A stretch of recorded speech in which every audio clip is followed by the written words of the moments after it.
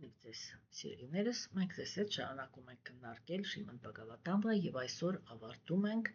3-րդ երգի 8-րդ գլուխը։ Եվ ես կարդամ տեքստերը եւ սկսենք քննարկելը։ Եվ այսպես Շիմոն Բաղավատամ 3-րդ երգ 8-րդ գլուխ տեքստեր 27-ից։ Նա Գերագույն Աստծո անձնավորությունը երախտագիտությամբ ընդունեց իր նվիրյալների ծառայությունը եւ իր հմայիչ ժպիտով ցրեց նրանց բոլոր վշտերը։ Տիրոջ դեմքը զարդարված ականջողերով ողողված էր շողերով, որը բխում էր նրա շուրթերից, իսկ հոնքերի եւ քթի գծերը անթերի էին։ Այդ ամենը նրա դեմքը դարձնում էր անչափ գեղեցիկ եւ անդիբադրելի։ Սիրելի Վիդուրա, Տիրոջ գոտկատեղը ծածկված էր դեղին հագուստով, որի գույնը հիշեցնում էր կադամբածաղկի շաֆրանի փոշին, եւ այն կապված էր թանկարժեք քարերով զարդարված գոտիով։ Նրա կուրծքը զարդարում էր շիվացանշանը եւ անգին վզնոցը։ Ինչպես սանդալի ծառը, որի ճյուղերը պատված են բուրավետ ծաղիկներով, Տերը զարդարված էր մարգարիտներով եւ թանկարժեք քարերով։ Նա այն ծառն էր, որը ինքն իրեն է սնում, տիեզերքում գոյություն ունեցող բոլոր էակների Տերը։ Եվ ինչպես սանդալի ծառի ճյուղերը փաթաթված են բազմաթիվ օձերով, այնպես էլ Տիրոջ մարմինը ծածկված էր անանտայի գլխարկներով։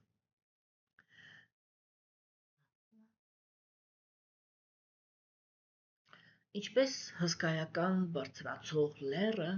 Տերը ապաստան է բոլոր շարժվող եւ անշարժ կենդանի էակների համար։ Նա օձերի բարեկամն է, քանզի նրա մտերիմ ընկերը Տեր Անանտան է, Տերը, որի վերևում բարձրանում էին Անանտանագայի հազարավոր գլուխներ, ոսկե սաղավարտներով զարդարված, նման էր լեռան, հազարավոր ոսկե գագաթներով։ Ինչպես լեռները երբեմն պատված են թանկարժեք քարերով, այնպես էլ Տիրոջ տրանսցենդենտալ մարմինը գլխից մինչև ոտքեր զարդարված էր գոհարներով, եւ ինչպես լեռները երբեմն խրվում են ծովի խորքերը, այնպես էլ Տերը ժամանակ առ ժամանակ ծածկվում էր ջրհեղեղի ջրերով։ Նայելով Տիրոջը, որը բարձրանում էր ինչպես լեռ, Բրահման հասկացավ, որ նա է Հարին, Աստծո անձը։ Նա լսեց, թե ինչպես Տիրոջ կրծքին կախված աննկարագրելի գեղեցիկ պսակը փառաբանում էր նրան քաղցրահունչ օրներքերով լցված վեդայական իմաստությամբ։ Նրան պաշտպանում էր Սուդարշանա մարտական սկավառակը, եւ ոչ արևը, ոչ լուսինը, ոչ օդը, ոչ կրակը չէին կարող նույնիսկ մոտենալ նրան։ Տիրոջը տեսնելով տիեզերքի ճակատագրերը տնօրինող Տեր Բրահման հայացքով ընդգրկեց ամբողջ արարչությունը։ Նրա առջև բացվեց լիճը, Տեր Վիշնու փորի պորտի խորքում, նրանից աճող լոտոսը, ինչպես նաև ջրհեղեղի ջրերը, չորացնող օդը եւ երկինքները։ Այս ամենը հայտնվեց նրա աչքերի առաջ։ Սա տեսնելով Տեր Բրահման մղված կրքի գունայից բորբոքվեց ստեղծագործելու ցանկությամբ։ Տեսնելով ստեղծման 5 պատճառները, որոնց վրա նրան ցույց տվեց Տերը, Գերագույն Աստծո անձը, նա սկսեց ակնածանքով Տիրոջը մատուցել աղոթքներ, միտքը կենտրոնացնելով ստեղծման գործընթացի վրա։ Եվ այսպես, ինչպես տեսնում ենք, մենք եւս մեկ անգամ շփվում ենք մի անձնավորության հետ, որը հանդիպեց Աստծուն։ Ես չեմ հոգնում քննարկել այդ թեման, որ արիացիները իրենք հենց այս սրանով էլ տարբերվում են մնացած բոլոր քաղաքակրթություններից եւ նրանում ապրող կենդանի էակներից։ Արիացիները իրենք շատ լավ գիտեին ճանապարհը դեպի եթե պատկերավոր ասեմ, դեպի Աստծո սիրտը։ Հասկանում եք։ Ինչու է դա այդպես, որովհետև հենց իրենք գիտեին, որ հենց մաքրությունն է այն գրավականը, որի դիմաց Գերագույն Աստծո անձնավորությունը կարող է հայտնվել եւ կանգնել մարդու առաջ։ Մենք տեսանք, որ Տեր Բրահման եւ խոսացինք այդչափ կարևոր կոմպոնենտի մասին, որ ոչ մի ճգնություն չի կարող ստիպել Գերագույն Աստծո անձնավորությանը հայտնվել որևիցե մեկի առջև։ Գերագույն Աստծո անձնավորությանը կարելի է միայն համբերատար սպասել։ Այսինքն բանաձևը ինքը տեղի ունենում է այսպես.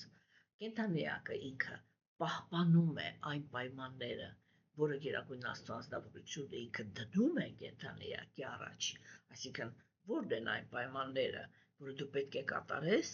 որպեսզի ես դուրս գամ քո հետ շփման, չէ՞։ Եվ երբ որ կենդանիակը ինքը կատարում է այդ պայմանները, ինքը պետք է համբերատար սպասի, որովհետև ոչ մի կենդանիակ, ոչ մի պահվածք չի կարող պարտադրել Գերագույն Աստծո անձնավորությանը։ Նա իր բոլոր որոշումների եւ բոլոր գործողությունների մեջ բացարձակ ազատ անձնավորություն է։ Ուրեմն, այստեղ շատ կարևոր հուշում ենք ստանում, թե հոգևոր մարդը, որպեսզի ռեալ հանդիպի Գերագույն Աստծո անձնավորությանը, ինչպիսի ճանապարհ պետք է անցնի եւ ամենակարևորը, ինչ տրամադրությունների մեջ։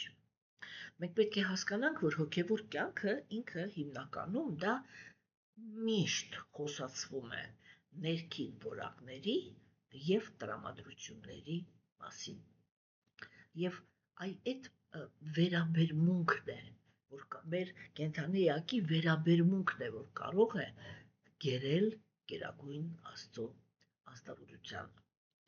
Հիմա Տեր Բրահման ինքը իր աչքի առաջ տեսնում էր Տիրոջը։ Եվ մենք նորից տեսնում ենք նրա նկարագիրը։ Արդեն մի թեթև քննարկել էինք, որ իրականում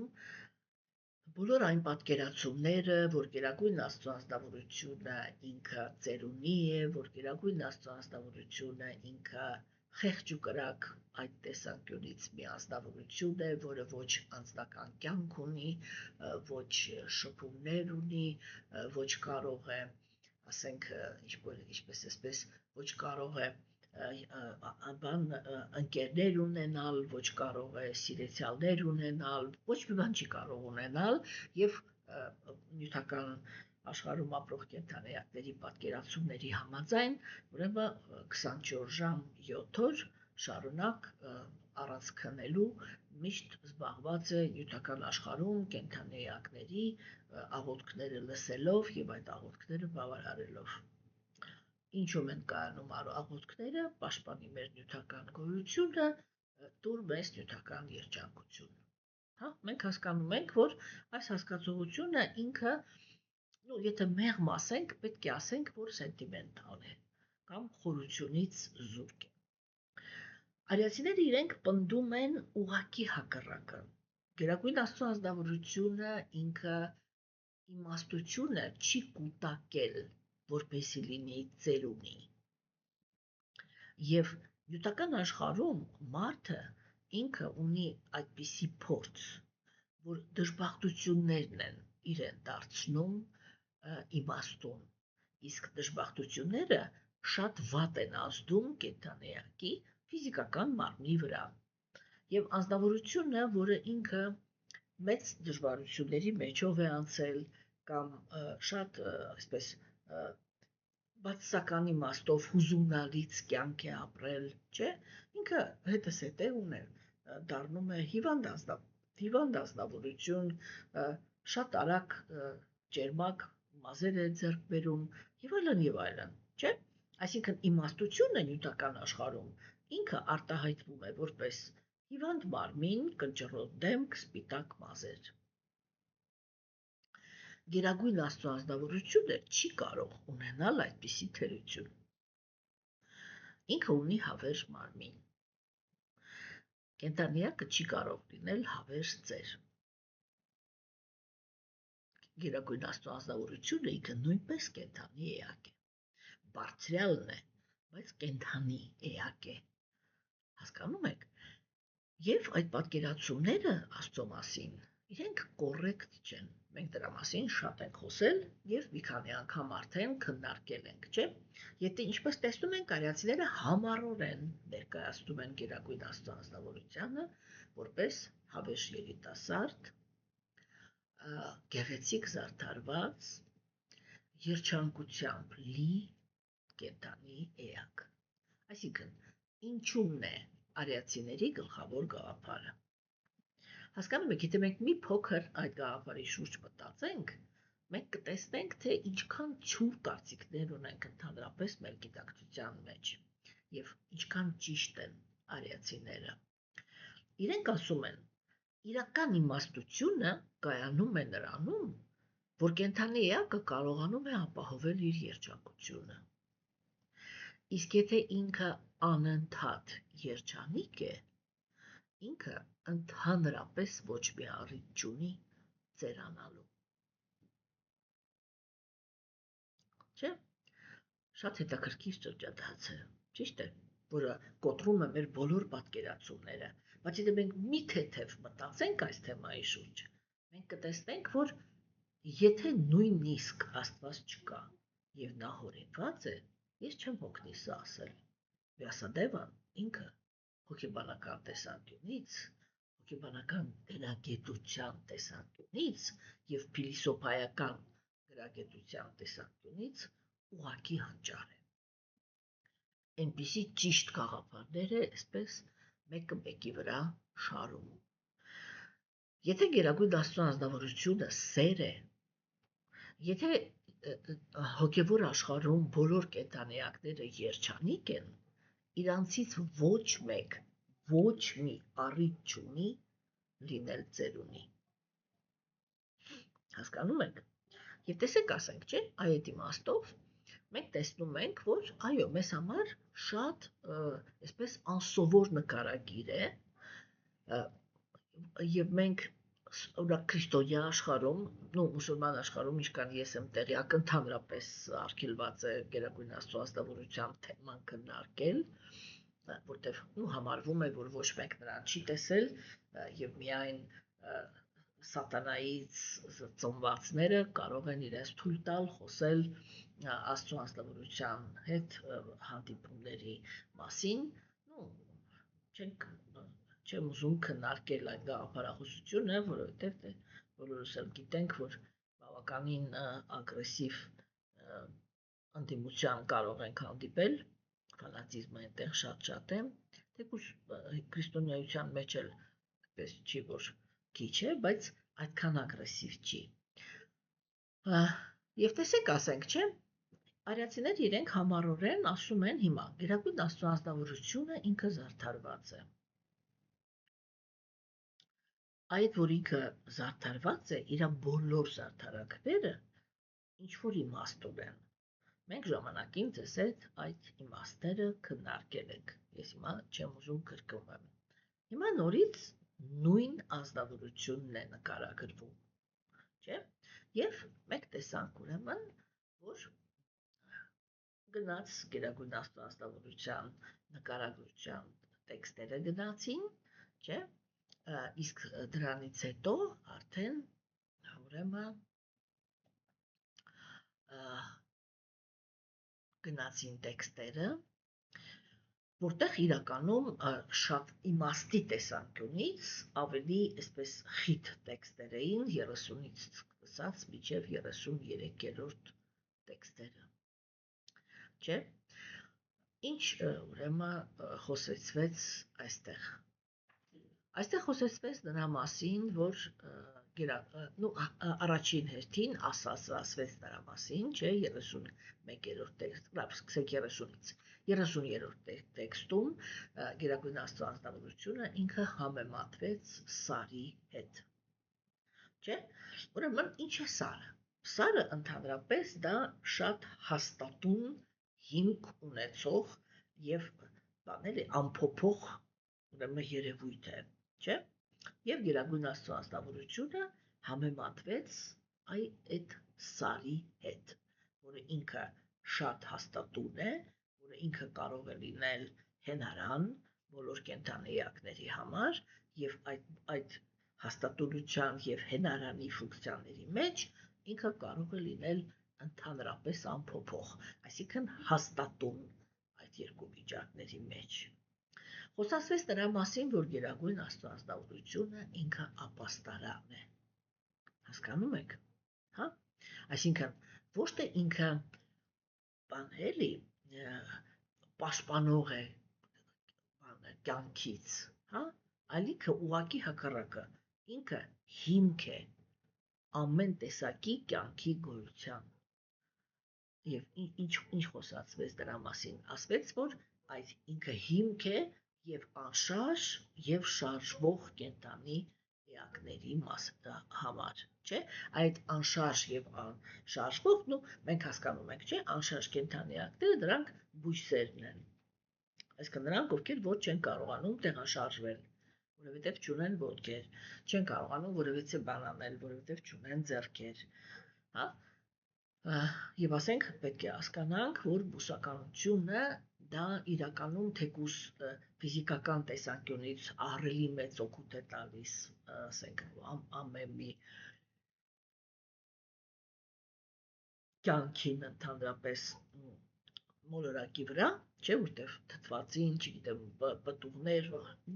մի խոսքով համարյա ամեն ինչով որ մենք սնվում ենք, ինքը սկսում է բույսերից։ Եվ այդ իրականում այդ չշարժվող կենդանի էակները դրանք շատ վատ ճակատագիր ունեցող անձնավորություններ են, որոնք իրենք, այսպես ասեմ էլի, իրականում դասեր են քաղում, չէ՞, տեսեք, որտեղ ինչպիսի մարմին իրանք ունեն։ Իրանք ունեն մի մարմին, որը չի կարող շարժվել։ Չի կարող շարժվել այն իմաստով, որ ցանկացած կենդանի էակ իրենց հետ կարող է անել ցանկացած բան, ինչ որ ինքը ուզում է անել, չէ՞, տեսեք, ցանկացած բույսի մենք կարող ենք մոտենալ, կարող ենք ջարդել, կարող ենք ոչնչացնել, չէ՞, կարող ենք օգտվել իր պտուղներից, կարող ենք նստել իր տակը, օգտվել իր ստվերից, եւ ինքը մեզ չի կարող ասել ես չեմ ուզում կամ ես թույլ չեմ տալիս։ Հասկանում եք, այսինքն սա մի շատ ծանր ճակատագիր ունեցող կենդանի էակներ են, որոնք իրենք միայն ծառայում են բոլորին, հա, եւ ընդհանրապես չեն կարող արտահայտել ոչ մի տեսակի կամք։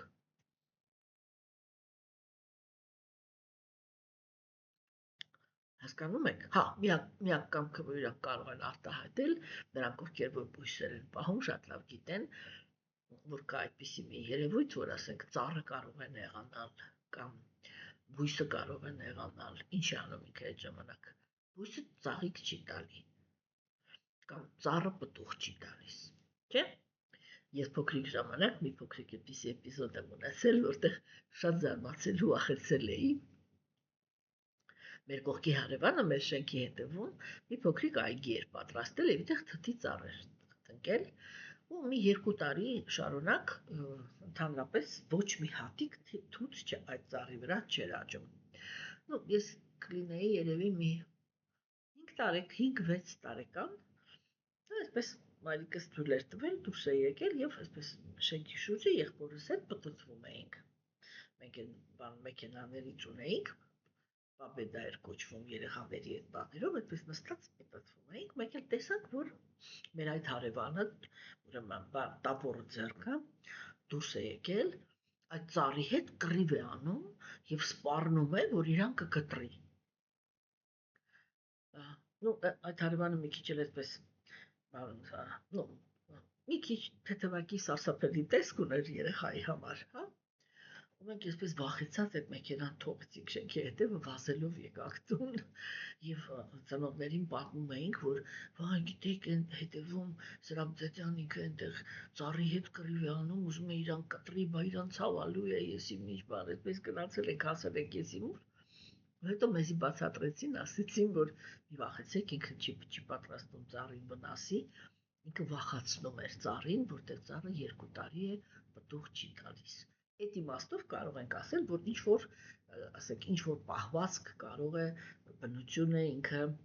բանանել, բայց իրականում ասենք, ցանկացած մարդ կարող է մոտենալ եւ ցանկացած ծառ կարող է կտրել իր կյանքին վերջ տալով, չէ՞։ Ցանկացած մարդ կարող է ձեռքը բացասնել եւ իր պտուղները պոկել, տամ օգտվել իր աստղերից եւ այլն եւ այլն։ Դրա համար անշարժ կենդանի էակները դա բուսականությունն է եւ բուսականությունը ինքը իրականում շատ ծանր ճակատագիր ունեցող կենդանի էակներ են։ Այդ պատկերացրեք, որ դուք ծառերն էլ երկար են, չէ՞, ապրում հիմնականում, կամ ասենք, չգիտեմ, որ դուք ծաղիկ եք կամ որը ամեն օր 100 հոգի վրայով անցնում է, հա, կամ որ ծառ եք, որին օրեկան մեկը միջով է կտրում կամ տանում կամ չգիտեմ իր համար վառելիք է սարքում, վերջում էլ ուղղակի կտրում են, որպեսզի կահույք պատրաստեն եւ այլն եւ այլն։ Դուք միանգամից կզգաք, որ դա իրոք շատ տառապալից կյանքի ձև է։ Հիմա սիրելիներս, եւ ուրեմն կենդանի, արդեն շարժվող կենդանի էակները։ Դե շարժվող կենդանի էակները դրանք նասիկոմը ոնց է միջատներից սկսած, հա, մինչև կիսաստվածները բոլորը շարժվող են։ Այսինքն, այստեղ երբ որ ասվեց, որ բանը էլի ինքը պաշտպանն է եւ հիմքն է, ինչպես սարը, չէ, եւ անշարժ եւ շարժվող կենդանիակների, սա խոսում էր այդ էլի տվարենիը արարչագործության բանատա։ Կներեք, ես խոսքը պիտի նայեմ, որտեվ եթե իրան սխալ ամբողջականությունը, հա, այսինքն խոսքը գնում է, որ ինքը հենարան է ամբողջական բանի արարչագործության համար։ Չէ՞ օրինակ ասենք, տեսեք, կան տեսություններ, որոնք իրենք հայտարարում են, որ ինչ որ կենդանիակներ կան, որոնց մեջ հոգի չկա։ Ну, բուսականությունը ընդհանրապես ոչ մեկ չի դիտարկում որպես այդպիսինը։ Հասկանում եք, բայց արիացիները իրենք պնդում են, որ բույսերը իրենք նույնպես կենդանի էակ են, որտեղ իրենք ցավ են զգում, որտեղ իրենք կյանքի սիմպտոմներ ունեն իրենց մեջ։ Հա, եւ ես բազմիցս ձեզ որպես օրինակ եմ բերել ճապոնացիների ուրեմն փորձերը, որտեղ իրենք հաստացի ապացուցել են, որ ուրեմն բույսերը իրենք կարողանում են ճանաչել այն մարդկանց, որոնք իրենց ոչ մի կերպ նեյտրալ են վերաբերվել, որոնք իրենց լավ են վերաբերվել եւ որոնք իրենց վնաս են տվել։ Եվ դա նշանակում է, որ իրենք ունեն ընկալման ապարատ, ունեն վերաբերմունք դրսևորելու ունակություն, ուղղակի չունեն զգայարաններ, որոնց միջոցով կարող են արտահայտել, որ իրենք զգացմունքային են։ Հաջորդ թեման, որը այստեղ քննարկվեց, դա անանտան էր։ Անանտա բառը ինքը նշանակում է անսահման։ Այսինքն մենք խոսացել ենք դրա մասին, որ արիացիները իրենք նկարագրում են, որ արարիչը ինքը պարկած է այդ ահռելի, այդ օծը իրականում շատ ահռելի է, ինչպես եւ ինքը արարիչը, չէ՞։ Ուրեմն այդ ահռելի օծի վրա է պարկած, չէ՞։ Եվ այսինքն այդ օծը ինքը ունիկալ կենդանի էակ է, որը կարողանում է իր վրա պահել, ну, կարելի ասել բոլոր աշխարհների ամենածանր, հենց ֆիզիկական տեսանկյունից նույնպես ամենածանր կենդանի էակին, Գերագույն Աստծո անձնավորությանը, չէ՞։ Խոսացվեց նրա մասին, որ անանտան ինքը ունի հազարավոր գլուխներ եւ այդ հազարավոր գլուխները կռացած դեպի Գերագույն Աստծո անձնավորությունը, դեպի արարիչը, մշտական գեղեցիկ ուրեմն բաներով, գեղեցիկ վանկով գովերքում է Գերագույն Աստծո անձնավորության ուրեմն բաները, որակները, չէ՞։ Եվ այդ անանտայի գլուխները իրանք համեմատվեցին ուրեմն սարի ոսկե բաների գագաթների հետ, չէ, ինչու որովհետև Անանտան ինքը հազարավոր գլուխներ ունի եւ այդ բոլոր գլուխների վրա ինքը ունի ոսկե թագեր, զանազան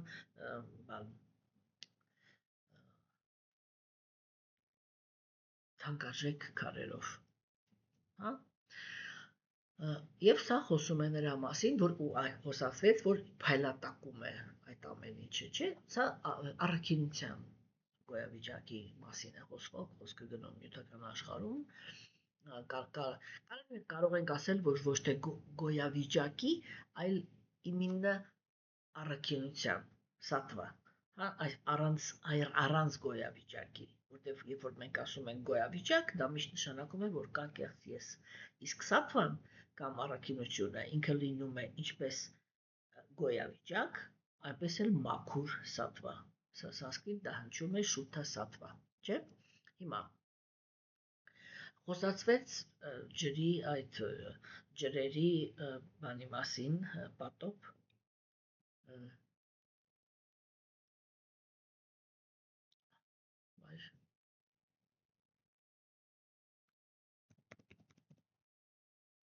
ջրհեղեղի մասին, կներեք, խոսքը մոռացա,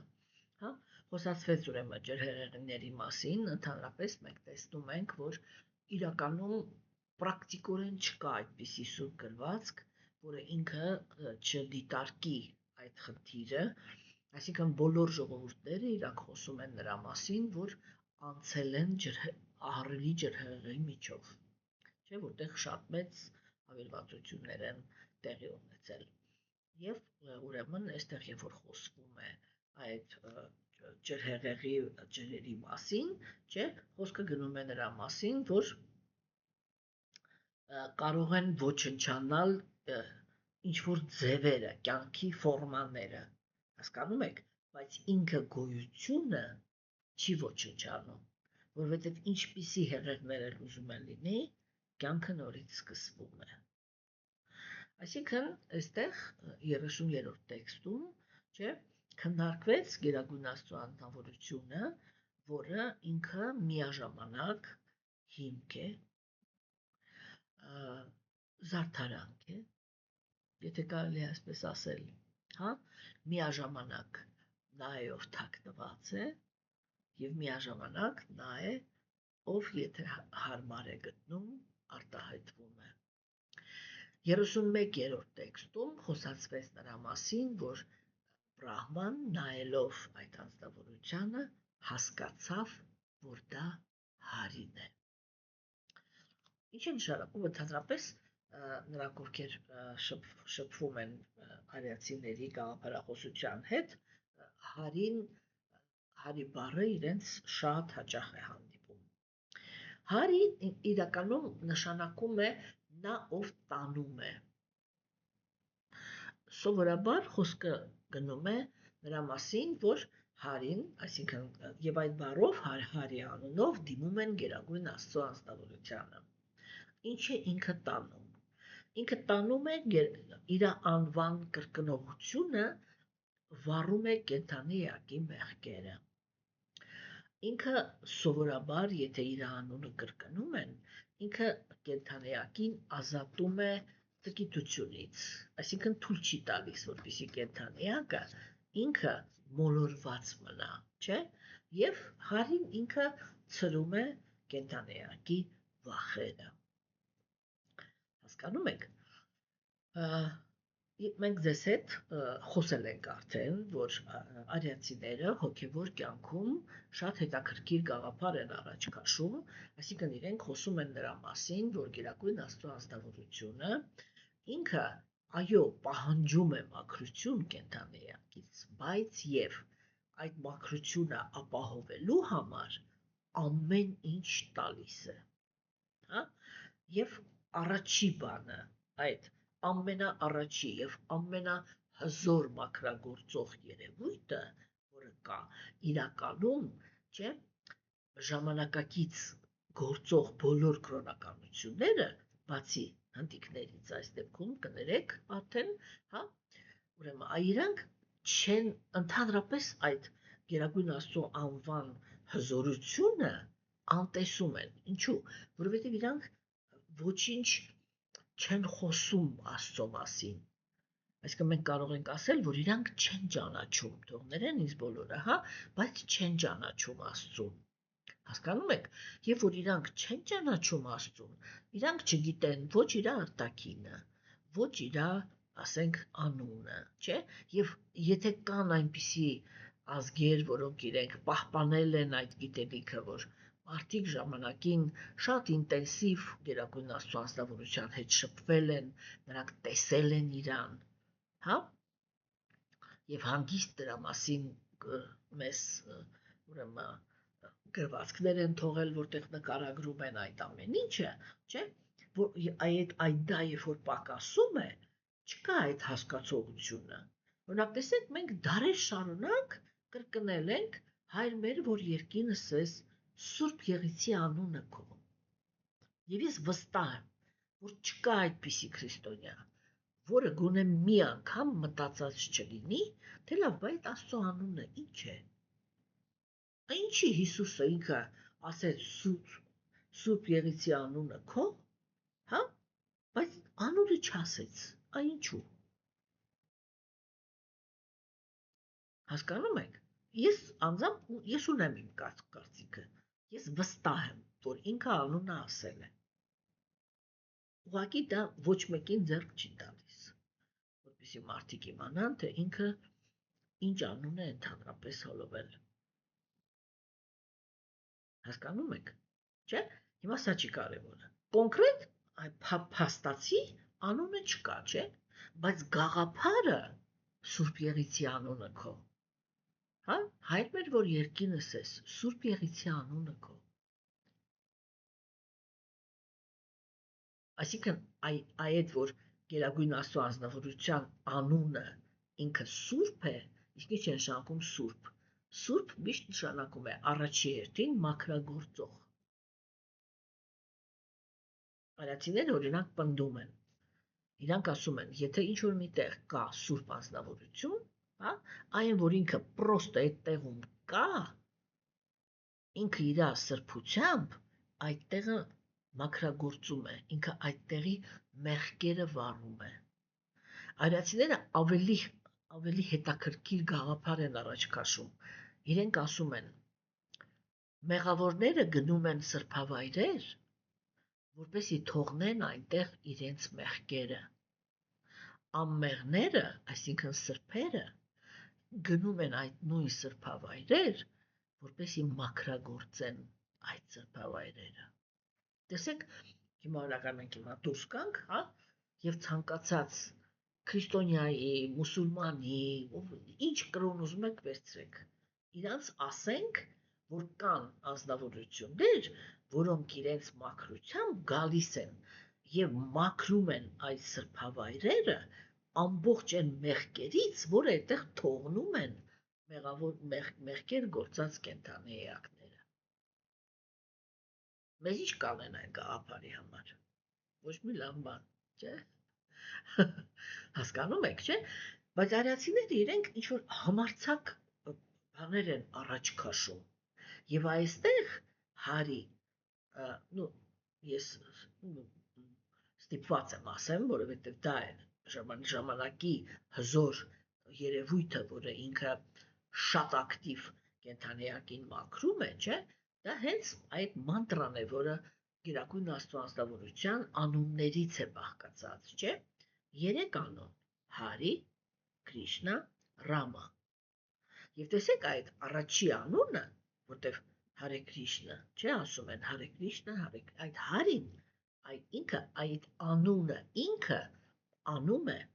այդ 3 երևույթը։ Այսինքն ինքը անունը, ինքը եթե մարդը ինքը արտաբերում է, այդ անունը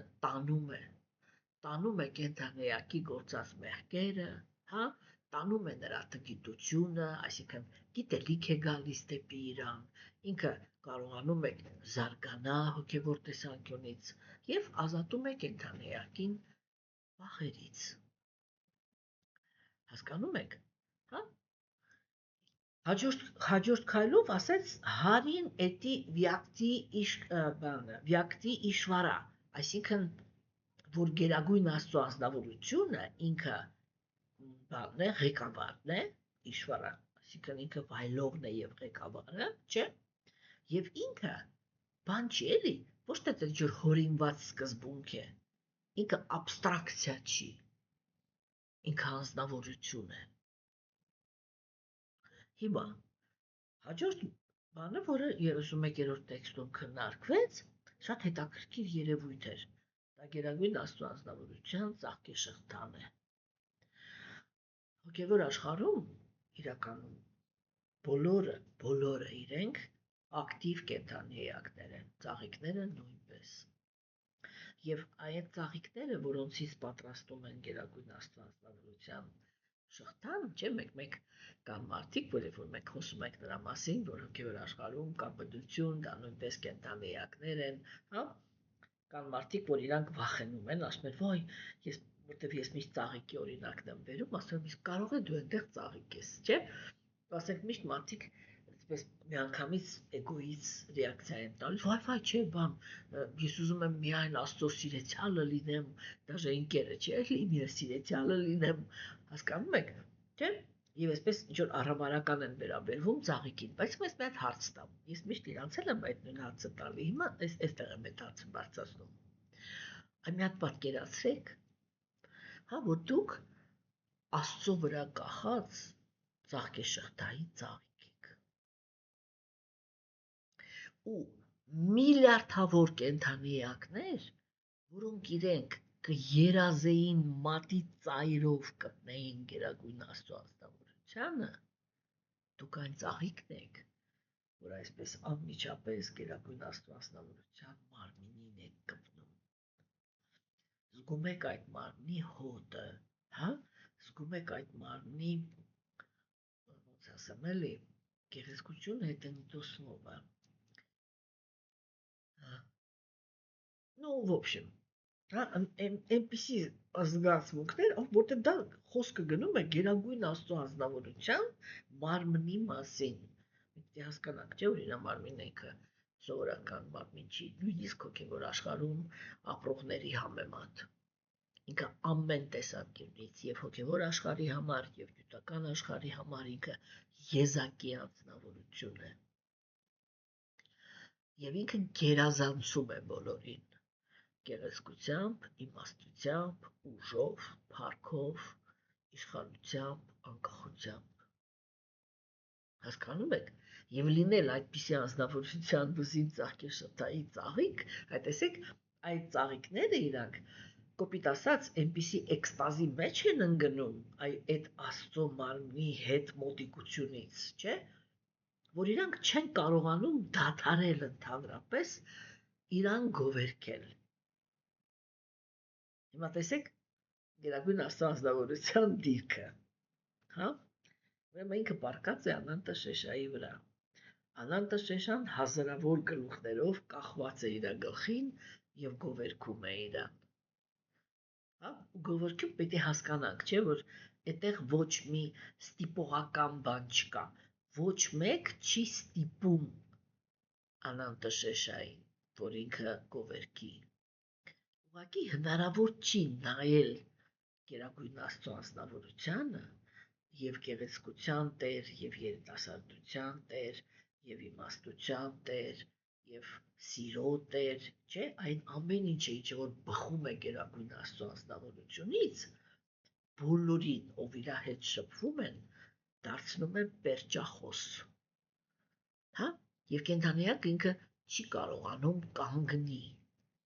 Ինքը մշտական ինչքան նայում է, կամ ասենք ծաղիկը ինքը ինչքան որ գտնվում է գերագույն Աստծո անձնավորության մարմնին մոտիկ,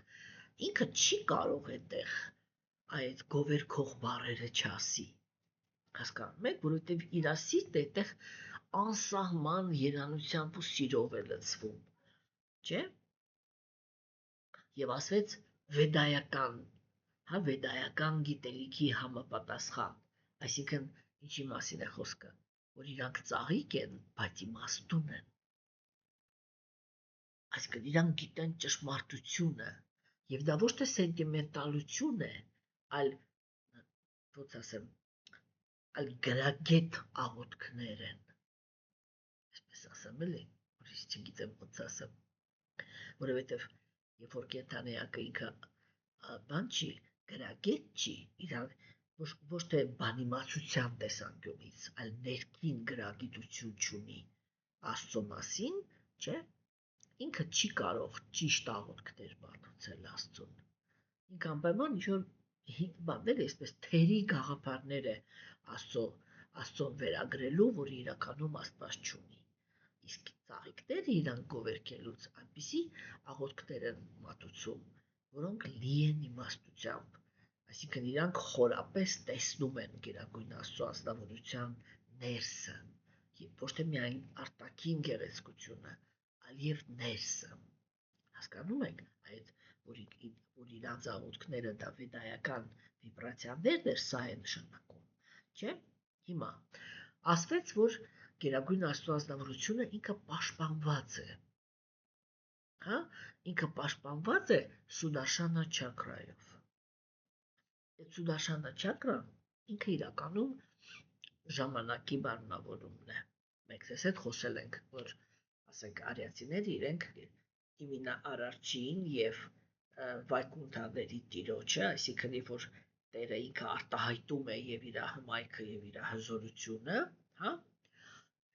այդ հզորության մեջ ինքը միշտ ունի 4 ձեռքեր,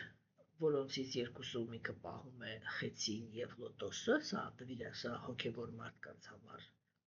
սիմվոլներ են, եւ պահում է գուրզը եւ այդ ժամանակը։ Սուդարշանա չակրան ինքը այսպես կրակով, կրակից պատրաստված եղած դիսկ է, որ այսպես արագ պտտվում է եւ մարմնավորում է ժամանակը, որով եւ Գերագույն Աստծո ազնվորությունը ինքը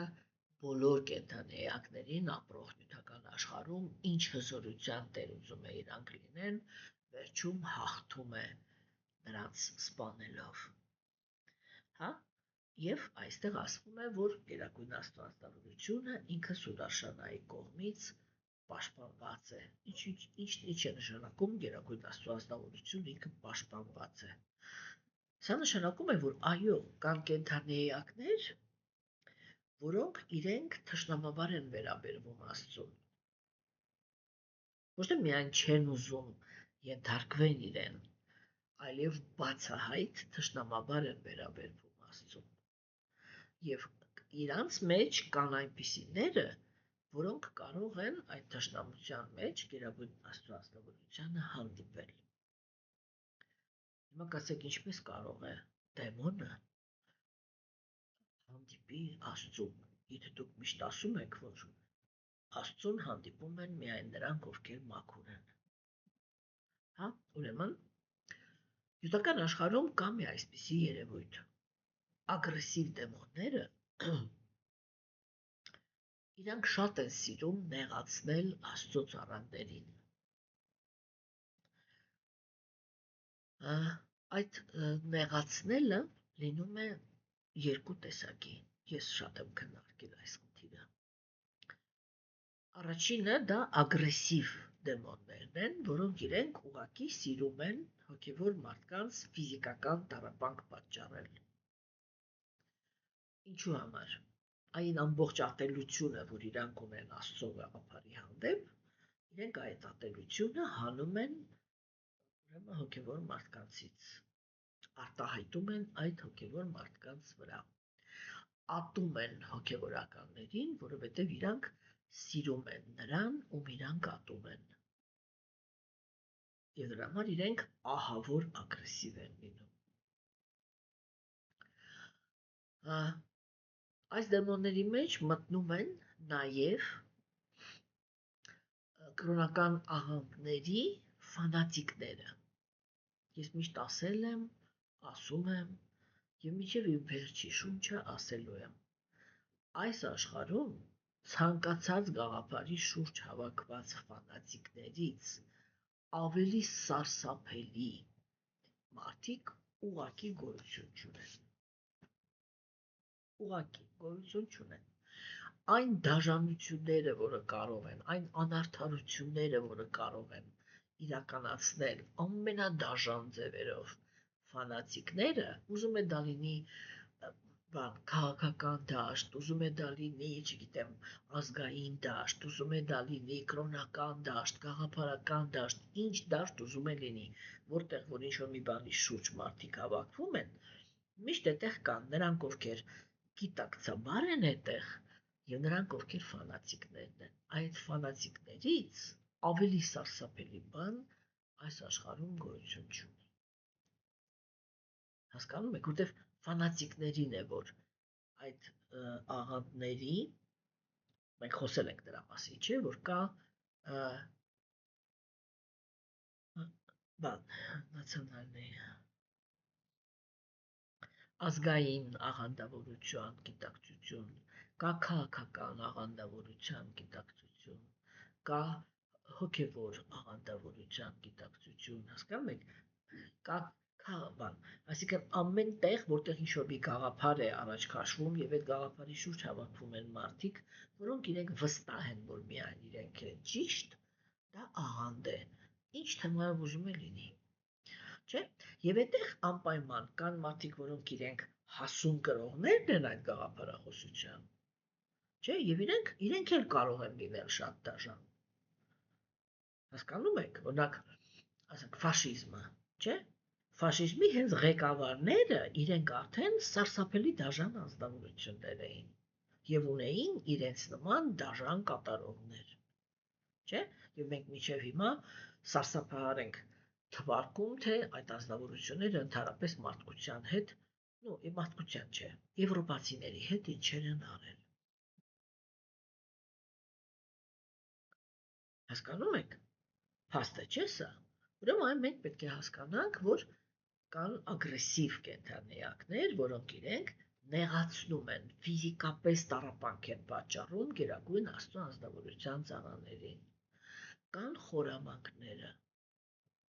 Խորամանկները իրենք պատվազրկում են Աստծո ծառաներին։ Ես միշտ քննարկում եմ, որ մեր ժամանակներում հոգեբանական տեսանկյունից, դեղորայքի տեսանկյունից, մագիայի տեսանկյունից ամեն ինչը հասցված է այնպիսի կատարելության, որ ցանկացած մարդու, ով ուզում է ինքը լինի, կարելի է ինչ ասես հետը անել։ Եթե դու մոտեցում ունես իր մարմնին, հասկանում եք։ Եվ սա ինքը հնարավորություն է տալիս, որպեսզի ցանկացած անձնավորություն, որին հանկարծ կորոշեն թիրախավորել այդպիսի անձնավորությունները, ինքը անզոր է դիմադրել։ Հայավարի ասած, ում գլխին ինչ ուզեն, դա էլ կսարքեն խորամանկները։ Բոլոր տեխնոլոգիաները դրա համար հիմա կան։ Հասկանում եք։ Եվ հիմա տեսեք, չէ, եւ գերագույն Աստծո անձնավորությունը ինքը կռվի է դուրս գալիս այդպիսի անձնավորությունների դեմ, այդտեղ է ինքը, որ ինքը ջղայնանում է եւ կռվի է դուրս գալիս։ Այբ որ ինքը կռվի է դուրս գալիս, ինքը պաշտպանված է Սուդարշանա չակրայով։ Ոչ մի կենդանի էակ չի կարող իրան մոտենալ եւ չի կարող իրան վնաս տալ։ Ինքը կարող է այդ նույն Սուդարշանա չակրայով, կոպիտ ասած, կտրել ցանկացածի գլուխը նյութական աշխարհում ապրող։ Հա, եւ այդ սա է նշանակում, որ գերագույն Աստծո անձնավորությունը ինքը պաշտպանված է Սուդարշանա չակրայով, այսինքն մենք պիտի հասկանայինք, թե դա ինչ անհրաժեշտության մասին է խոսքը։ Ուրեմն կան նյութական աշխարհում կենդանիակներ, որոնք իրենք ատում են Աստծուն եւ Աստծուն ցավ պատճառելու համար տանջում են նրա նվիրալներին, ֆիզիկապես կամ հոգեպես։ Ֆիզիկապես ֆիզիկական մարմինն են տառապեցնում, ամենավառ օրինակը Հիսուսն է։ Հա, նրանից ոչ պակաս տառապածներ կան, հա, եւ ասենք բաները, ասենք եւ հոգեպես։ Դա արդեն խայտարակությունն է, այսինքն երբ որ ամեն ինչ արվում է, որպեսզի հոգևոր մարդը ինքը պատվազրկվի։ Մեր ժամանակներում դրանից ավելի հեշտ բան ընդհանրապես գոյություն չունի։ Չէ՞։ Եվ ուրեմն այդ ժամանակ Գերագույն Աստծո ազնվորությունը ինքը այո ցավ է զգում եւ ջղայնանում է, որովհետեւ անմեղներին են նեղացնում։ Եվ ինքը այդ ժամանակ երբ որ դուրս է գալիս կռվի, միշտ պաշտպանված է Սուդարշանա չակրայով։ Հիմա խոսքը գնաց ուրեմն դիեզերքի էլեմենտների մասին, որ արևը, լուսինը, օդը, կրակը ոչ մի իշխանություն չունեն Գերագույն Աստծո ազնվորության վրա։ Ինչու՞, որովհետև իրականում արևը, լուսինը, օդը, կրակը, իրանք բան են էլի, ոնց որ ազդեցություն ունեն նյութական էլեմենտները կամ նյութական ստիխի տարերքները, նյութական տարերքները իրանք բացառիկ ազդեցություն ունեն նյութական աշխարհում ապրող բոլոր կենդանեակների վրա։ Այստեղ ասվեց նրա մասին, որ իսկ Գերագույն Աստծո ազնվորության վրա իրանք ոչ մի իշխանություն չունեն։ Հասկանում եք։ Եվ 33-րդ տեքստը, չէ՞, ինքը արդեն խոսեց նրա մասին, որ 32-րդ տեքստը ինքը ինչի մասին էր ասեց, Տիրոջը տեսնելով տիեզերքի ճակատագրերը տնօրինող Տեր Բրահման հայացքով ընդգրկեց ամբողջ արարչությունը։ Նրա առջև բացվեց լիճը Տեր Վիշնուի փորի պորտի խորքում, նրանից աճող լոտոսը, ինչպես նաև ջրհեղեղի ջրերը, այսինքն ինքը այսպես էլի լիակատար ոնց որ աչքի առաջ տեսավ բանը այդ նյութական տարածքը եւ ընկալեց այդ տարածքի պոտենցիալ, հասկանում եք, եւ լոտոսը, որը ինքը այդքան մաքուր ծաղիկ էր, ինքը արդեն տեսավ, որ դա Տեր Վիշնուի, երբ որ ինքը մեջով էր գնում, ինքը դա չէր ընկալել, բայց հիմա ինքը տեսնում էր, որ այդ մաքուր լոտոսը ինքը աճել է իմինը արարչի պորտից, այդ մաքրությունը իր խորքերից է դուրս եկել, Եվ այս պահին Բրահման ինքը ոչ թե այսպես հաջորդական է տեսնում այդ ամեն ինչը, այսինքն ոնց որ ամեն ինչը իրար հետ միասին ինքը ընկալեց, երբ որ ինքը ընկալեց, ինքը հետարքիր ասվեց, որ ինքը ընկավ կրքի գոյավիճակի ազդեցության տակ եւ սկսեց ուզել գործել, այգը ուզեց սկսել գործել, ու շատ հետաքրքիր թեմա քննարկվեց, որտեղ ասվեց, որ բանը հաշվի առնելով արարչագործության 5 պատճառները։ Եվ ինքը դա արեց բանի երկրպագության տրամադրությամբ։ Տեսեք, հիմա այդ կրքի գունը, կրքի գոյավիճակը։ Իրականում Տեր Բրահման, մենք միշտ իրան, ես դες հետ միշտ քննարկում եմ այդպես, որ ինքը բանականության մարմնավորումն է, չէ՞։ Բայց այդ երեքը, Տեր Վիշնուն, Տեր Բրահման եւ Տեր Շիվան, իրանք նաեւ պատասխանատու են գոյավիճակների համար։ Արարիչը ինքը պատասխանատու է առաքինության գոյավիճակի համար, նյութական աշխարհը քանդողը ինքը ոչնչացնողը Տեր Շիվան ինքը պատասխանատու է տգիտության գոյավիճակի համար եւ Տեր Բրահման ինքը պատասխանատու է կրքի գոյավիճակի ազդեցության համար։ Հիմա ինչի մասին է դա խոսում, ինչի ով է ընդհանրապես, չէ՞, Տեր Բրահման ինքը կենդանեակի նյութական բանականության մարմնավորումն է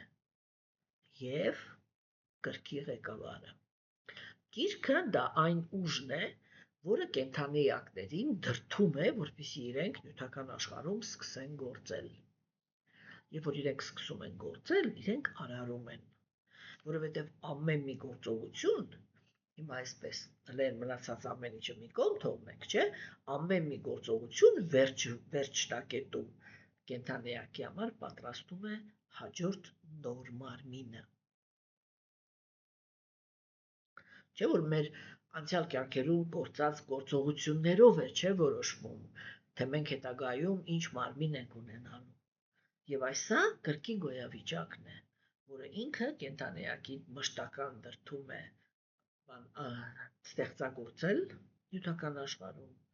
եւ սեփական կյանքը եւ ընդհանրապես ստեղծագործել, հա, եւ դա այն գործոնն է, որը կենթանիակին մտցնում է նյութական աշխարհի ծննդի եւ մահվան շրջապտույտի մեջ։ Այստեղ հիմա քննարկվում է այդ process-ի սկիզբը, երբ որ միացավ գիրքը, հա, եւ այստեղ ինքը նկարագրվեց իր ամենագլխավոր բանով, էլի բնորոշ գծով, որ կրկի գոյավիճակը դա գործողություններ կատարելու էներգիան է։ Հասկանում եք։ Այսինքն մենք տեսանք, որ այս տեքստերում, չէ՞, Գերագույն Աստծո անձնավորությունը ինքը ներկայացվեց որպես տիեզերքի հիմք, անշարժ, իրանից լույս արձակող, անսահման, հա, բայց եւ ուրեմն շատ գեղեցիկ զարդարված, թաքնված կենթանիակների հայացքների համար, հա, եւ ինքը ոչ թե ուղակի պահպանում է աշխարհը, поддерживает, էլի, ոչ թե մենակ պահում է աշխարհը, չէ, այլ եւ ինքը բան է, հիմք է, չէ, ինքը հիմքն է նյութական աշխարհի, բայց եւ ասենք օծի ընկերը, անանտայի ընկերը, որը ինքը մարմնավորում է հավերժությունը։ Եվ երբ որ Տեր Բրահման իրան տեսավ, ինքը իր մեջ ճանաչեց Աստծուն, այն կենդանի էակին, որի վրա նյութական էներգիաները ընդհանրապես չեն կարող ազդել։ Եվ այդ տեսարանը, որ Տեր Բրահման ինքը արդեն այսպես ամբողջական տեսավ, չէ՞, ինքը այդ պահին հասկացավ, թե ինքը ում հետ գործ ունի, թե ինքը որտեղ է, որտեղից է հայտնվել, եւ իր մեջ մտավ գործելու ցանկությունը։ Հիմա,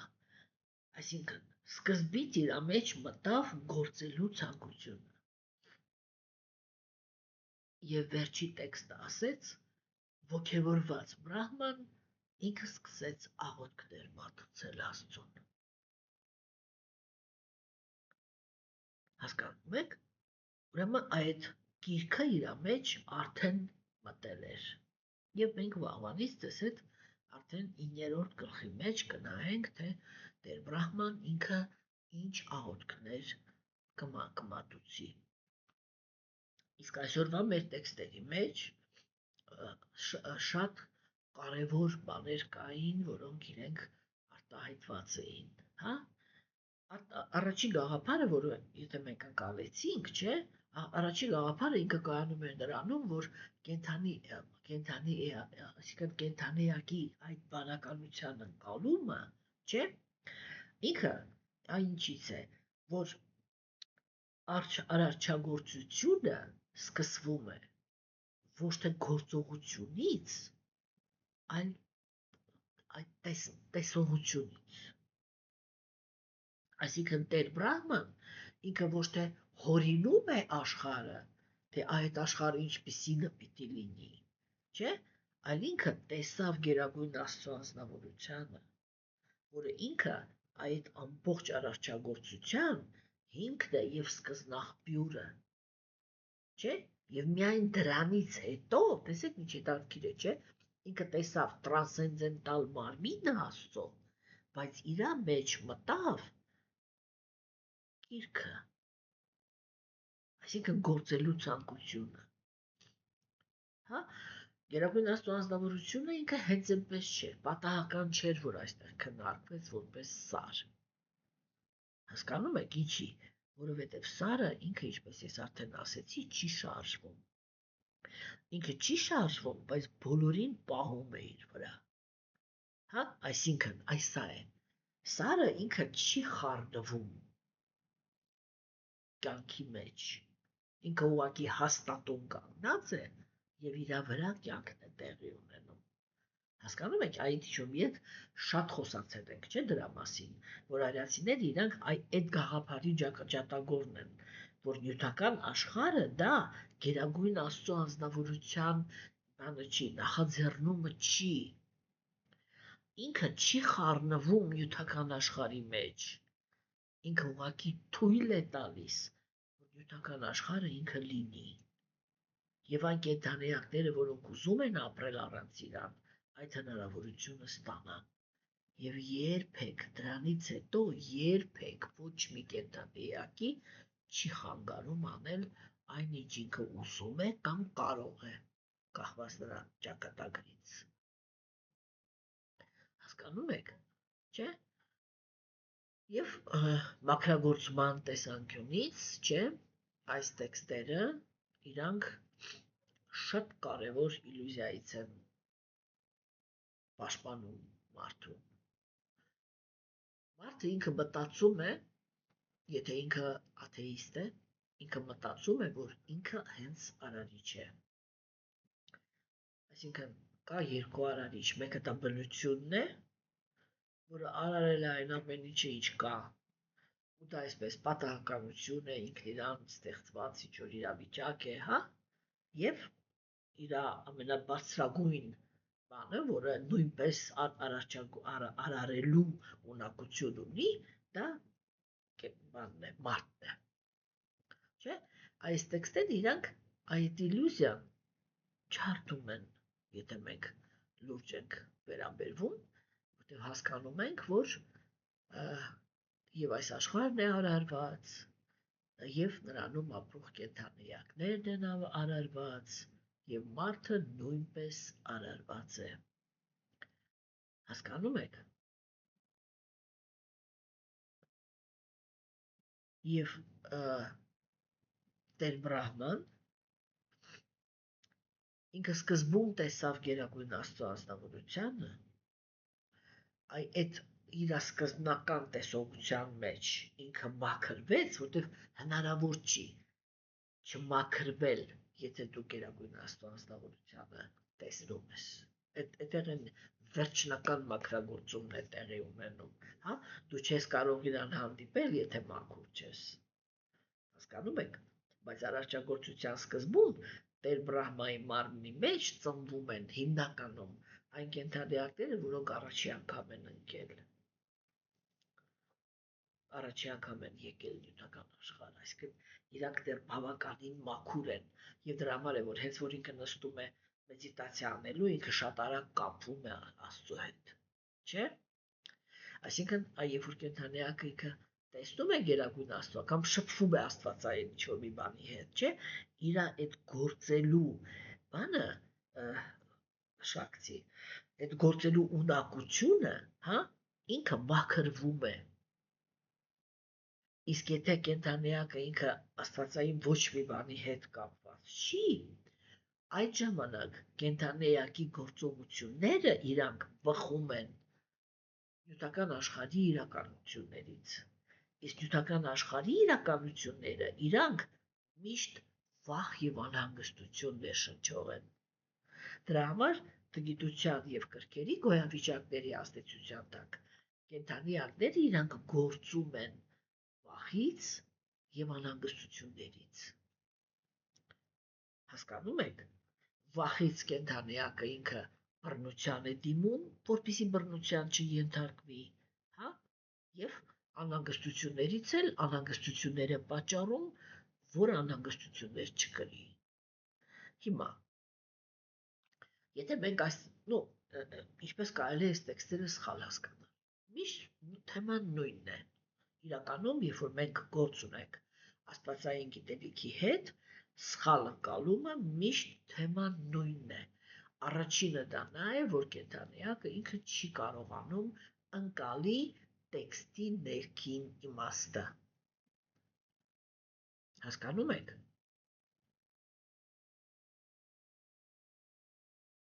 Եվ ասենք այստեղ տեսեք օրինակ խոսվեց բանի մասին, չէ՞, պատոп ոնց էր հայերեն։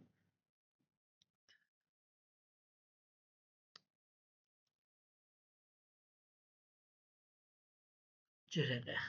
Խոսվեց ջրհեղեղի մասին, չէ՞։ Եվ տեսեք օրինակ, ես չգիտեմ, ասենք ձեզ մոտ ինչպես է, բայց ես կարծում եմ, ենթադրում եմ, որ ցանկացած մարդ, որը ինքը լսում է այդ համաշխարհային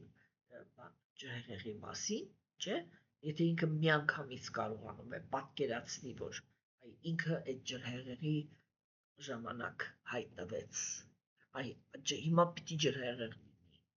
այդ համաշխարհային ջրհեղեղ, որտեղ միլիոնավոր, միլիարդավոր մարդիկ են մահանալու, չէ՞, եւ եզակի մարդիկ են մնալու կենդանի։ Սա վախ ներշնչող է, չէ՞, անմիջապես վախ ներշնչող է։ Չէ, բայց կան մարդիկ, որոնք իրանք կարող են այլ կերպ մոտենալ այս տեքստի, այդ պատոպի բանի, նոր ասեցի, ջրհեղեղի հետ կապված, չէ, որն է, այսինքն որն է ճիշտ մոտեցումը, որ ջրհեղեղը ինքը երբեք ամբողջը չի վերացնում, կյանքը ինքը միևնույնն է մնում է, ինչ հարց է այդտեղ մնում, ինչ պիտի անեմ ես, հա, եթե արդեն ջրհեղեղը Գերագույն Աստծո անձնավորությունն է կազմակերպում, ինչ պիտի անեմ ես, որ չհայտնվեմ մահացածների մեջ, եթե իհարկե ուզում եմ գոյությունը շարունակել այս աշխարհում, հա, որտեղ ես միշտ ասում եմ,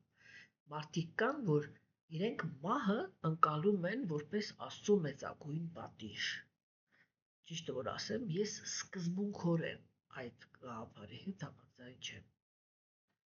որովհետև մարդը, հոգևոր մարդը ինքը կարող է շատ արագ զարգանալ եւ արդեն արժանի լինել ուրիշ միջավայրի, քան այն միջավայրը, որը կա Աստվածամեժության դարաշրջանում։ Չէ՞ որ Աստվածամեժության դարաշրջանում իրական հոգևոր կյանքի համար անբարենպաստ պայմաններ են։ Հասկանում եք, չէ՞։ Եվ այդ անբարենպաստ պայմանները, եթե կենդանիակը ինքը լուրջ հոգևոր զարգացում ունի, ինքը կարող է շատ արագ Գերագույն Աստծո ազնվորությունը կարող է կազմակերպել, չգիտեմ, այդպիսի ազնվորությունը կարող է, չեմ անում, ասենք, կատաստրոֆայից մահանա, մեքենայի տակ ընկնի, չգիտեմ, այնպիսի հիվանդություն ստանա, որ շատ արագ մահանա, եւ մահը դա միշտ չի որ պատիժ է։ Հասկանում եք, պետք է նայել միայն, թե անձնավորությունը ինքը ինչ մտավիճակում է մարմին թողել։ Եթե ինքը մահվան պահին կենտրոնացած է եղել հոգևորի վրա, ապա մենք պետք է հասկանանք, որ ոչ թե Գերագույն Աստծո անձնավորությունը այդպիսի անձնավորությանը պատժել է, այլ ուղղակի հակառակը տարել է իրան ավելի բարենպաստ տեղ, ժամանակ, որպեսզի ինքը կարողանա շատ ավելի հանգիստ եւ բարենպաստ պայմանում զբաղվել հոգևոր կյանքով, որովհետև դժվար է հոգևոր կյանքով զբաղվել, երբ որ քեզ շուրջ բոլորը շրջապատում են կամ աթեիստները, կամ կեղծ կրոնականները, ներեցեք ձևական կրոնականները, հասկանում եք, իսկ իրական հոգևորով զբաղվող մարդիկ անմիջապես, ես միշտ ասում եմ, հայտարարվում են սպիտակագրավ, ինառոդное дело, հասկանում եք, սա շատ լուրջ թեմաներ են, չէ՞, եւ այ ազնվորությունը ինքը երբ որ լսում է այս բանի ջրհեղեղի մասին, չէ՞, ինքը այդ պետք է հասկանա, որ դա ընդհանրապես ինչ որ մի ցիկլի վերջ է, հա, եւ ինչ որ մի ցիկլի սկիզբ, կյանքը ինքը շարունակվում է, եւ ջրհեղեղից թե առանց ջրհեղեղի ամեն կենդանիակ էլ այս նյութական աշխարհում հանդիպում է մահվան։ Բայց երբ որ մենք լսում ենք նրա մասին, որ այսպես էլի համատարած ոչնչացում է տեղի ունենալու, չէ՞։ Այդ ժամանակ մենք նոր սկսում ենք վախենալ։ Ինչու՞։ Որովհետև այդտեղ քիչ են շանսերը կենդանի մնալու։ Երբ որ բարենպաստ պայմաններ են, ամեն մարդ ինքը հույս ունի, որ կկարողանա ինչքան հնարավոր է երկար ձգել իր կյանքը։ Իսկ դրա համար իրականում, հիմա աստվածամեժության դարաշրջան է եւ գիտեք ինչպես է էլի, եթե դուք ուշադիր նայեք, կարող եք տեսնել, որ բարի մարդիկ իրանք մահանում են սովորաբար կաթվածից։ Ինսուլտ, ինֆարկտ։ Չէ, ինչու՞։ Որովհետեւ ինքը մթնոլորտը, չէ, շատ լարված է։ Հարաբերությունները լարված են, հարաբերությունները հիմնականում վատն են, համբերություն են պահանջում, հանդուրժողականություն են պահանջում, անձնավորությունը ինքը ինչ-որ կապեր պահպանելու համար, ինչ-որ մի հատ ձևի մեջ մնալու համար, որպեսզի, ասենք, ընդհանուր բանից չտարբերվի, հետևի տրադիցիաներին կամ չգիտեմ ինչ, ավիրում է իր սեփական կյանքը, ամբողջ կյանքը վերածում է դժոխքի ինքը իր համար, հասկանում եք, եւ այդ ամենը կուտակվում է, մինչև մատ մի օր չի դիմանում եւ մահանում է։ Ովքեր են մեր ժամանակներում երկար ապրում։ Իհարկե, միշտ էլ ցանկացած օրինաչափությունից կան բացառություններ, հետո ինձ ինչ-որ օրինակներ չբերեք, էլի, որ լավ մարդ գիտեք, որ 100 տարի է ապրում։ Մեր դարաշրջանում կարող են երկար ապրել էգոիստները։ Այն նրանք, ովքեր որ ոչ մի բանը իրենց սրտին մոտիկ չեն ընդունում։ Հասկանում եք։ Ես արդեն բավականին մեծ եմ, չէ՞, բարձր է, որ արդեն սերունդ կա, որը մեր ծնողներն էին, իմ ծնողս դեռ կենդանի է, ասենք ծնողներն են, ծնողների քույրերը, եղբայրները, տատիները, բոլորը ահագին մարդ ենք, չէ՞, թաղել արդեն կներեք արտահայտությունից համար։ Հասկանում եք, ու ասենք ինչ որ օրինաչափություն ես, չէ՞ տեսնում։ Թե ով է առաջինը գնում, ով երկրորդը, ով է առաջինը գնում, ով երկրորդը։ Դու տեսնում ես, որ ինչքան մարդը ավելի էգոիստ էր, այդքան ավելի երկար ապրեց։ Ինչքան ավելի զգայուն էր, այդքան ավելի շուտ գնաց։ Որովհետև ընդհանուր առմամբ մթնոլորտը ինքը այնպիսին է, որ զգայուն, բարի մարդը ինքը չի կարողանում այստեղ դիմանալ։ Հասկանում եք։ Եվ այդ թեմաները իրանք կարևոր են, էլի, որ դու պիտի հասկանաս, որ այսպես կամ այնպես միևնույն է հանդիպելու ես մահվան։ Ուղղակի, այ որ դու մենակ ես, մտածում ես, որ դե ամեն ինչը խաղաղ է, ու ես կարող եմ էլի այնպես անեմ, որ երկար ապրեմ։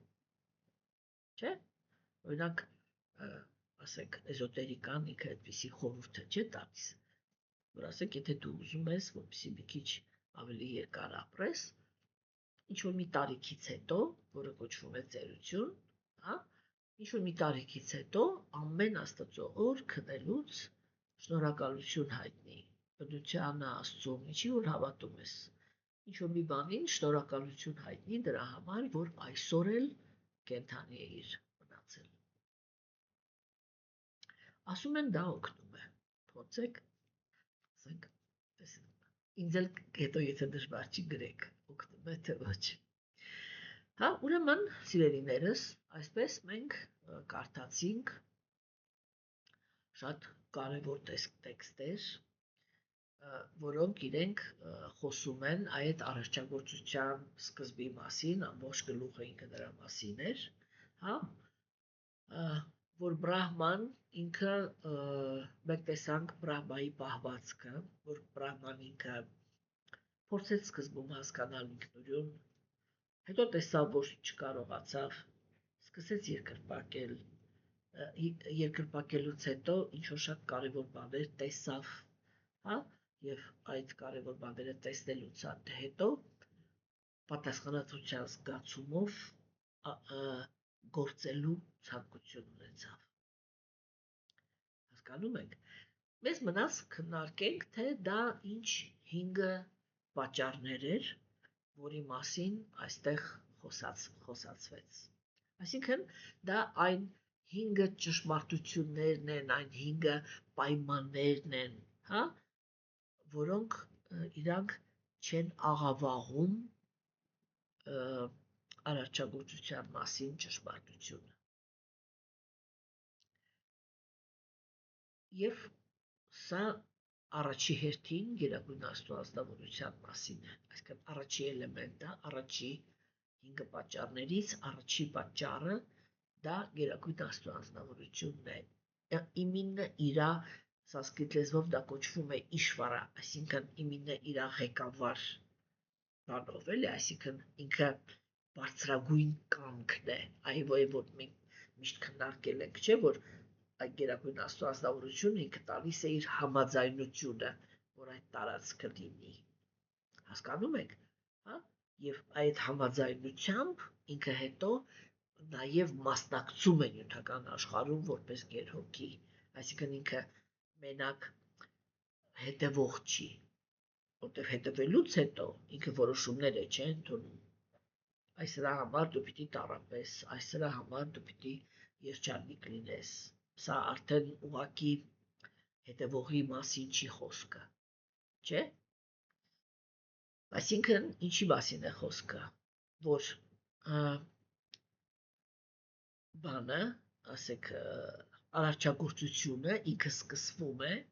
ոչ թե նրանից, թե ես ուզում եմ,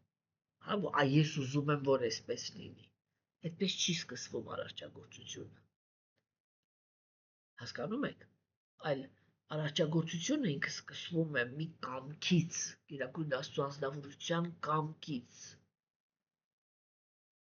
որտեղ արարվում է այն ամեն ինչը եւ մենք, ինչ որ մեզ շրջապատում է եւ ինչ որ կանք մենք։ Եվ այդտեղ դուրս է գալիս այդ իլյուզիան, որ ես բան եմ, ստեղծագործ եմ, ես արարող եմ, չգիտեմ ինչ, չէ՞։ Հասկանում եք։ Հիմա տեսեք, այսինքն Տեր Բրահման ինքը մի շատ կարևոր բան հասկացավ։ Կրկին գոյավիճակի մեջ կենդանիակը ինքը մտածում է, որ ինքը արարող է։ Տգիտության գոյավիճակի մեջ հակառակը ինքը մտածում է, որ ինքը ոչ մի բան չի որոշում։ Առաքինության գոյավիճակի մեջ կենդանիակը մտածում է, որ ինքը արարող է, բայց ինքը մտածում է, որ ես արարող եմ, որովհետև ինձ պրիզվան էլի, որովհետև նախասահմանում ունեմ արարելու։ Երկրորդ գործոնը դա ժամանակն է, այդ 5 գործոններն ենք հիմա քննարկում։ Երկրորդ գործոնը դա ժամանակն է, հա? Եվ դա ժամերը չեն էլի։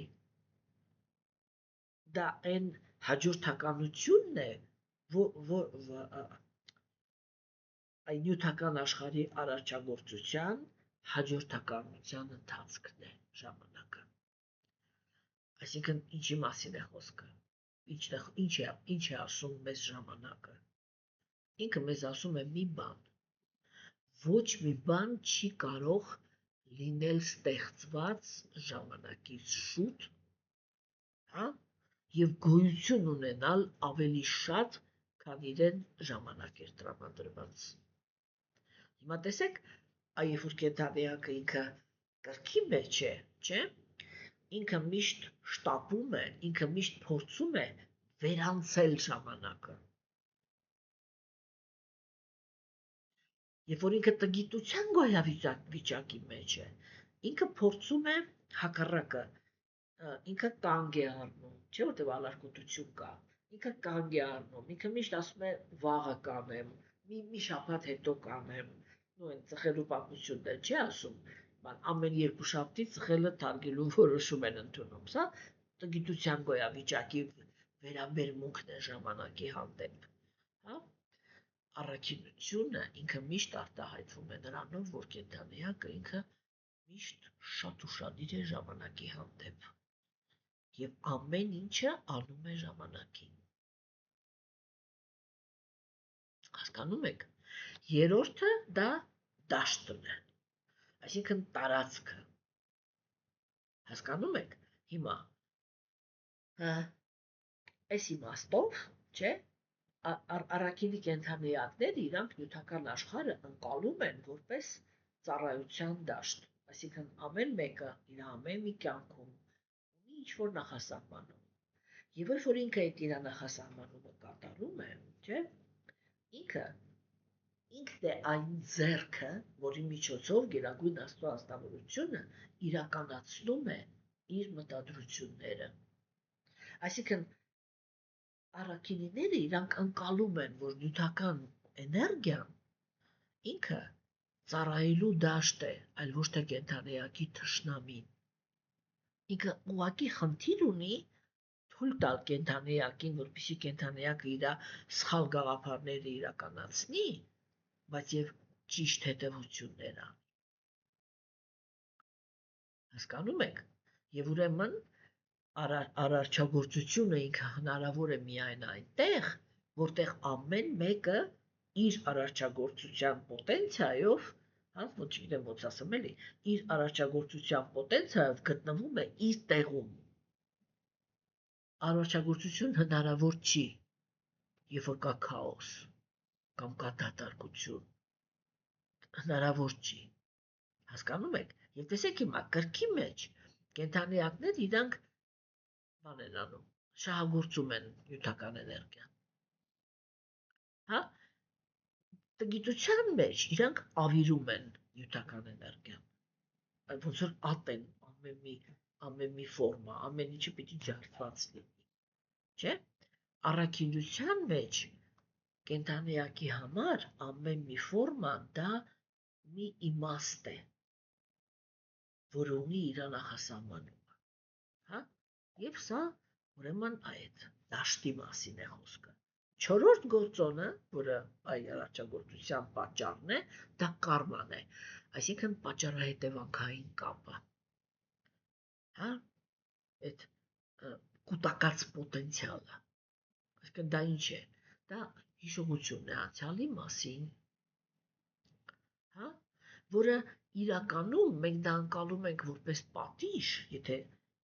անցյալից ինչ որ փոչեր ունենք, չէ, բայց իրականում դա պատիժ չի։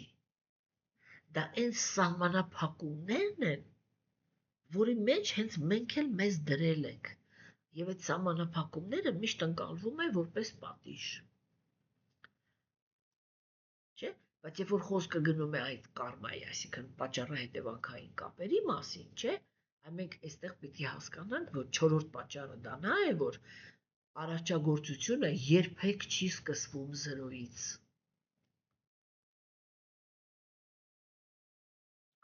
Հասկանում եք, երբեք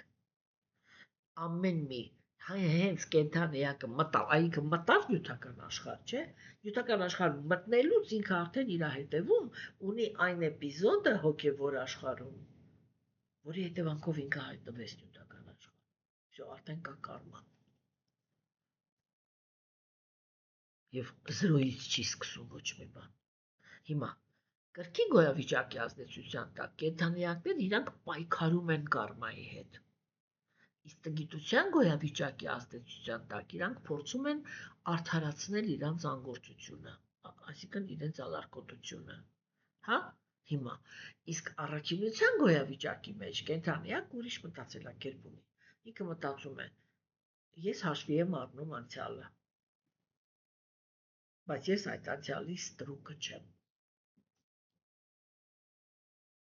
Հասկանում եք, որովհետև ճիշտ պահվածքով ես կարող եմ այդ անցյալի հետևանքները զրոյացնել։ Եվ 5-րդ պատճառը դա գունան է, այդ գոյավիճակը, որակը, բան էլի, էներգիաները, չէ՞, որտեղ կա 3 հատ էներգիա՝ արարող էներգիա, գործող էներգիա եւ ավիրող էներգիա։ Առաքինության, կրքերի եւ գիտության գոյավիճակները։ Չէ՞։ Հիմա այստեղ խոսվեց նրա մասին, որ Բրահմայի մեջ մտավ Ռաջասը, բանականության մեջ մտավ գործելու, այն նյութական աշխարհում գործելու ցանկությունը։ Եվ եթե այդ գործելու ցանկությունը ինքը մտնում է, բան էլի, Աստծո հետ կապը հաստատելուց հետո, կենդանեակը ինքը առաքինության մեջ է գործում, որովհետև ինքը սկսում է գործել Աստծո կամքին համապատասխան։ Հասկանում եք։ Տեսեք, մաքուր կրքի գոյավիճակի մեջ, չէ, կենդանեակը ինքը քաոս է ստեղծում։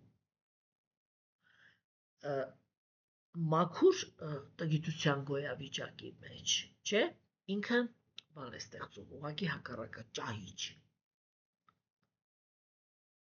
իսկ առաքինության գոյավիճակի մեջ, չէ, կենթանիակը ինքը հենված է գերագույն աստվածնավորության կամքի վրա, ինքը գիտի այդ կամքը, եւ դրա համար իրա, ոնց ասեմ, իրա կրքերը, շատ պայմանական այսպես ասեմ էլի, իրա կրքերը աստվածային են, այսինքն աստվածային բարոյականության դաշտում են գտնվում, հասկանում եք, հիմա, ինչ ստացանք, այդ 5 պատճառները, որը մենք նայեցինք, չէ, մենք կարող ենք ասել, որ արարչագործությունը ինքը ճիշտ է ընթանում, չէ, եթե ինքը նախաձեռնողը գերագույն աստվածն էր, եթե ամեն ինչը արվում է ժամանակին, ամեն ինչը արվում է համապատասխան դաշտում, հաշվի առնելով պատճառահետևանքային կապերը եւ ճիշտ էներգիաների մեջ, հա, այս 5 բաները Տեր Բրահմայի մոտ իրանք ճիշտ վիճակում էին եւ Տեր Բրահման ինքը պատրաստ էր արարելու, հասկանում եք, եւ ուրեմն այսօր այսքանը եւ արդեն վաղվանից կդիտարկենք Տեր Բրահմայի աղոթքները, ստեցյուն ձեզ սիրելի